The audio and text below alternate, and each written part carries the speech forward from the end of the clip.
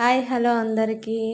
ఈ వీడియో మా ఊర్లో తీసిందనమాట. మా అన్నయ్య వాళ్ళ ఇంటి దగ్గర మా వారు చేపల పులుసు చేస్తున్నారు పుల్లల పొయ్యి మీద.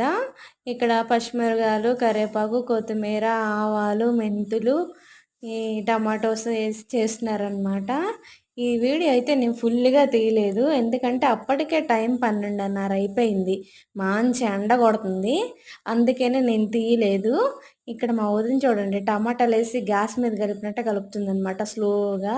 అది పుల్లలపై మర్చిపోయినట్టుంది పాపం, స్లోగా కలుపుతుంది. ఇంకా ఈ వీడియో ఎందుకు తీయలేదో మీకు చెప్పాను కదా, ఎండగా బాగా ఉందని.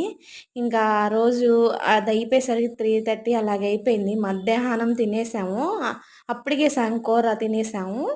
ఇంక ఇది ఈవినింగ్ అనమాట. అందరం ఇంకా కొంచెం కర్రీ ఉంది. ఇంక దాంతోపాటు మా ఇంటి దగ్గర నేను చికెన్ కర్రీ చేశాను. ఇంకా అది వేసుకొని రెండు కలుపుకొని తింటున్నాం అనమాట. చాలా బాగా వచ్చింది ఫ్రెండ్స్.